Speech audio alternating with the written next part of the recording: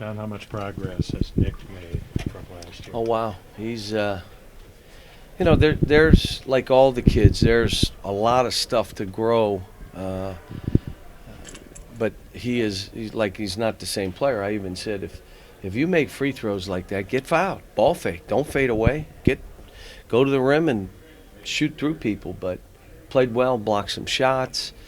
I thought Ashton really just he added another bit of toughness. I think Keldon pressed a little bit. Some of the guys pressed a little bit, but Tyler played well. First half especially.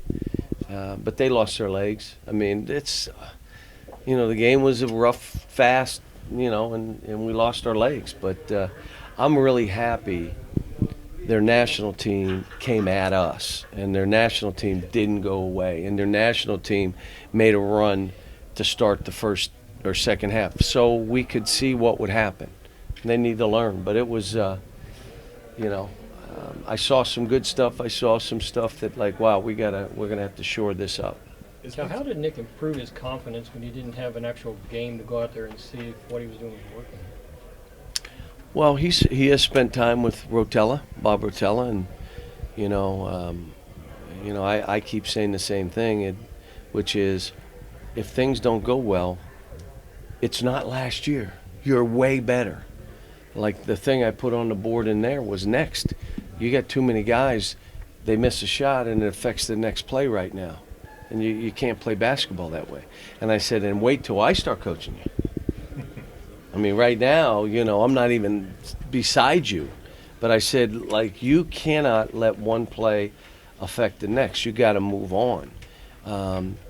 And again, this is so, here they are, their first game out. We said we won. It's on national television. The place is packed. And it's August, whatever it is, and we're supposed to be, like, having fun. Well, there you go. There's your fun. And I told them it's what it is, but it's a great, learning experience because they're here. Seems like Tyler plays with a lot of confidence. He does. And shoots with confidence. He's Yeah. not afraid. No. What did you like about what you saw? That he made basketball plays. I said we missed probably 10 layups.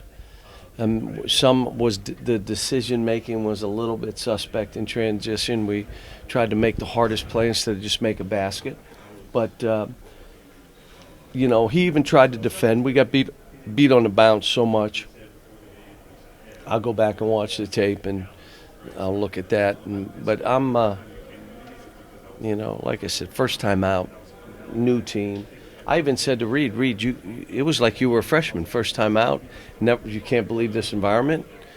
And I said, but you're going to be fine. It's just so. Tyler had this reputation as a three-point shooter. I don't think he made any of his threes tonight, but he did so many other things. Did you see that? He was more. He wasn't known. He was more of a mid-level game. His game was drive and pull up. He shot some threes and shot them okay, but it was more of a pull-up game. Our thing is getting to the rim. Even Emmanuel had a quiet game but played well. I mean, I want him to do a little bit more, but I thought he did well. I thought those two on the ball, Ashton and Emmanuel, were pretty active. And then Keldon brings that energy, but, we'll have to see. We're just going to keep figuring stuff out and messing around with stuff. And I got a chance. I walked down in the huddle for one reason, to tell Quad A, you better keep shooting the ball. Mm-hmm.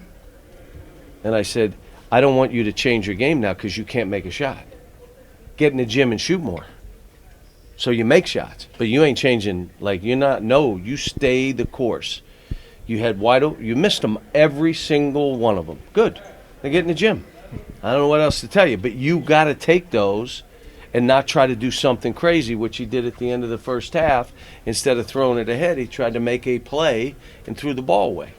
Why'd you do that? Because I missed every shot, and I'm trying to make a play, which is the normal thing. I just told him, you're too good a scorer, to let one or two missed shots affect you. Just keep playing how I play. I know what my game is. If I miss it, I'll make the next one. Is Reed still adjusting to new teammates and all that? What do Yeah. you think is? I mean, he looked uncomfortable the Yeah. whole time. He did. But he didn't look uncomfortable all the time. He went and got rebounds. The biggest thing on that, our guards are coming back versus getting up the court and looping. One of the things I talked about after. But we got to get him. What he did do is he was bringing balls down. So get it and get it to the rim. He was bringing it down and crouching. Well, then they're whacking and big and fall. Big and so he's got some things we're going to help him with. Was it good for your team that they were so physical, the Bahamas team? Yeah, it was all good. I was, like you didn't know if they'd be real good or what they'd be, and they were good. They got tired at the last 12 minutes of the game, 10 minutes. They got tired. It was anybody's game, and we kind of stretched it right there. But I think there was one point where you had Reed, PJ, and EJ all out there at the same time. Is that a viable option? yeah, it is. We tried some different things. I wanted them to try. The only thing I said at halftime, I said, Kenny, why'd you leave those guys in for 7 straight minutes? They can't play 3 straight minutes. So they had a great lead. They were excited for 3 minutes. Then it went to 4, and then it went to 5, and it was basket. Then it went to 6, basket, 3. Now it's 7. Why we left them in too long, and they're not ready. Like even now, I said we'll do a shoot around tomorrow, but it's going to be more of a cerebral shoot around than anything else. What's a cerebral shoot around as Thought opposed to? best, thinking more than running, thinking, talking, getting them to see things that way, doing some film work, which we'll do before. All right, Coach Scott, just tell us a bit about how the team's been enjoying the experience in the Bahamas so far. Say it again. How has the team been enjoying the experience in the Bahamas? Oh, they're loving it. They're loving it. This is, even the teams that we did this with last time all called us to come back. And we said we're bringing different people this time, and so, and I know these teams, whether it be the Argentinian team, the Serbian team, the Canadian team, we're down here in a great venue, great crowds. They're televised games all over the world, and you're able to do it in paradise. Come on, it's better than that. John, what do you think of the NCAA reforms that were announced today? I just mentioned today that I haven't read the stuff, but I've been involved in the process, and it's until the NBA changes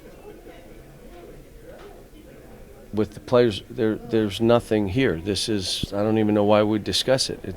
It can't happen until 22 right now. So any of the things they were talking about can't change.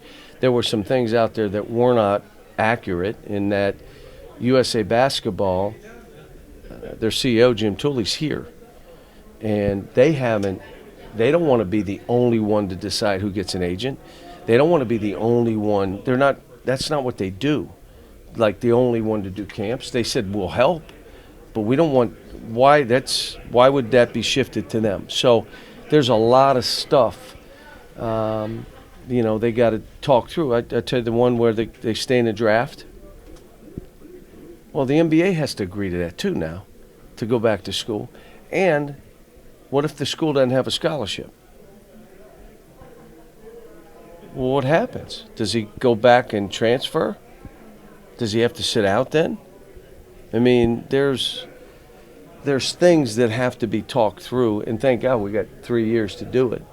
I